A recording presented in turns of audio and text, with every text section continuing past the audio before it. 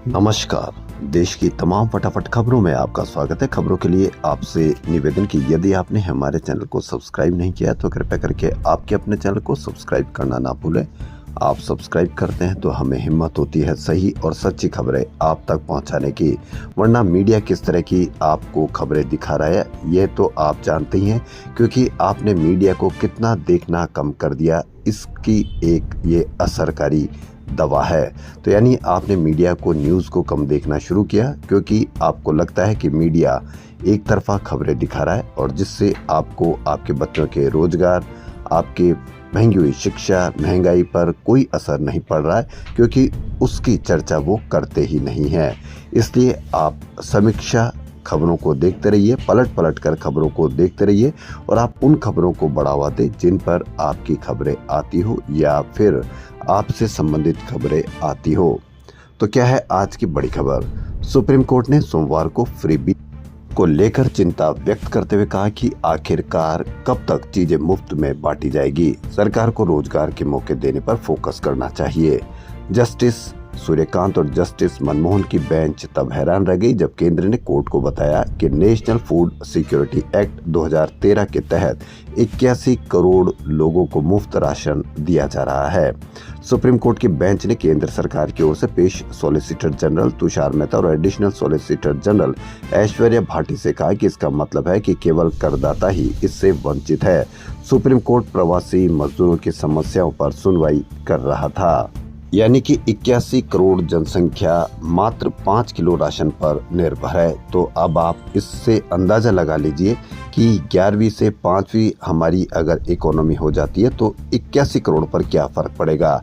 5वीं इकोनॉमी होने पर आपके वेतन पर क्या फ़र्क पड़ेगा। 5वीं इकोनॉमी होने पर आपके महंगाई पर क्या फ़र्क पड़ेगा। 5वीं इकोनॉमी होने पर आप क्या घर खरीद पाएंगे, महंगी शिक्षा ले पाएंगे या आप अपने बच्चों से महंगाई से निजात दिला पाएंगे। अगर आप इन सब से अगर आप निजात पा सकते हैं तो यानी 5वीं अर्थव्यवस्था बनने पर आपको शुभकामनाएं, वरना 81 करोड़ लोगों को किस तरह से इस 5 किलो राशन से मुक्त किया जाएगा, ये बड़ी खबर है।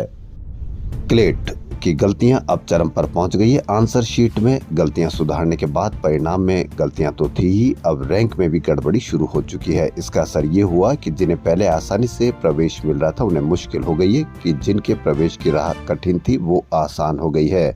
कुछ विद्यार्थियों को पहले अच्छी यूनिवर्सिटी में प्रवेश मिल रहा था, लेकिन उन्हें अब नीचे रैंक वाली यूनिवर्सिटी में प्रवेश लेना पड़ेगा। यानी आपका बच्चा कहाँ क्लेट में प्रवेश ले पाएगा यूनिवर्सिटी में, इसकी गड़बड़ियाँ, पहले आंसर शीट फिर नतीजे, अब रैंक में भी गड़बड़।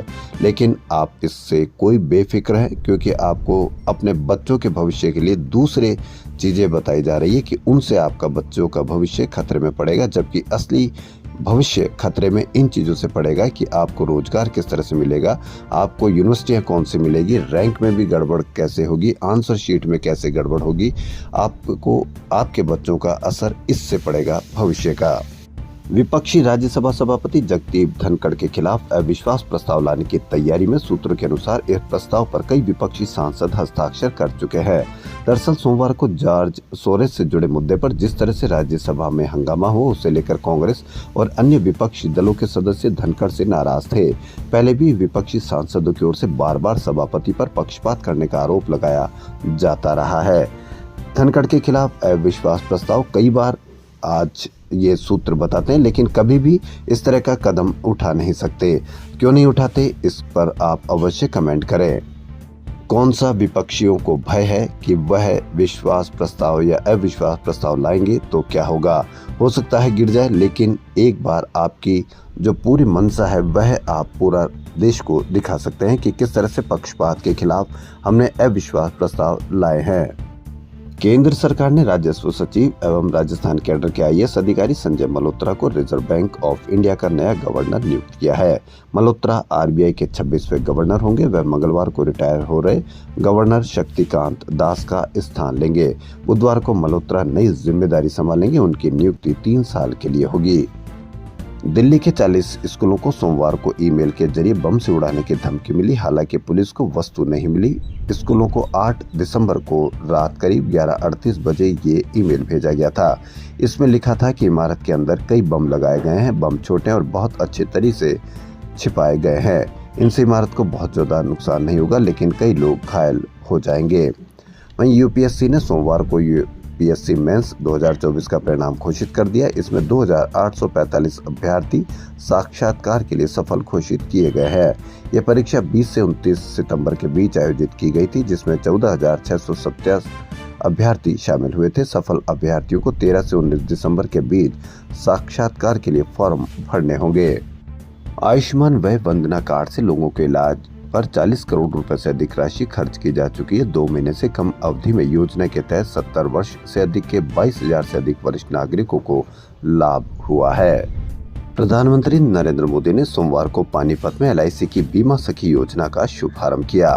उन्होंने कहा कि आज 9 तारीख है, शास्त्रों में 9 बहुत शुभ है। 9 दिसंबर को ही संविधान सभा की पहली बैठक भी हुई। पीएम मोदी ने कहा कि उन्हें समझ नहीं आ रहा है कि चुनाव दर चुनाव मोदी पर माताओं, बहनों, बेटियों का आशीर्वाद बढ़ता क्यों जा रहा है, ये विपक्ष सोच रहे हैं। जिन लोगों ने माताओं बहनों को वोट बैंक समझा, वो इस रिश्ते को समझ नहीं पाएंगे। 10 साल पहले माताओं बहनों के पास शौचालय नहीं था, गैस नहीं था, मोदी ने उन्हें दोनों चीजें दिलाई। वहीं मोदी के इस भाषण को लेकर भी कई लोग ट्रोल कर रहे हैं। उनमें कहा गया है कि मणिपुर में कब तक न्याय मिलेगा महिलाओं को, महिला पहलवानों को कब तक न्याय देंगे। तभी वह समझ नहीं पा रहे कि माताओं, बहनों, बेटियों को आशीर्वाद क्यों बढ़ता जा रहा है। हरियाणा के खनौरी और शंभू बॉर्डर पर अपनी मांगों को लेकर धरना दे रहे किसान अभी दिल्ली कूच नहीं करेंगे। यह फैसला सोमवार को खनौरी बॉर्डर पर हुई संयुक्त किसान मोर्चा, गैर राजनीतिक व किसान मजदूर मोर्चा की बैठक में लिया गया।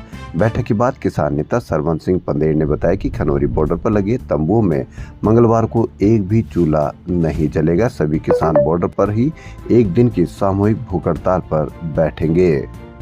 सीरिया में बशर का पतन हो गया। उनका शासन पिता हाफिज अल असद की विरासत पर आधारित था, लेकिन वे कभी पिता की जगह नहीं ले पाए। लंदन में डॉक्टरी पढ़ रहे बशर 2000 में राष्ट्रपति बने तो उन्होंने हिंसा का सहारा लिया। 2011 में अरब क्रांति के बीच असद ने प्रदर्शन कुचलने के लिए स्कूली बच्चों को अगवा कर लिया। इन बच्चों को दमिश्क की कुख्यात खुफिया जेल में प्रताड़ित किया गया। इसके बाद बशर के खिलाफ गृह युद्ध शुरू हुआ, जो अब उनके तख्ता पलट के साथ उनके भागने से यह सत्ता खत्म हुई। सुप्रीम कोर्ट ने मणिपुर सरकार से राज्य में चल रही जातीय हिंसा के बीच जलाई गई, लूटी गई या अतिक्रमण की गई संपत्तियों की विस्तृत सूची सीलबंद लिफाफे में पेश करने को कहा है।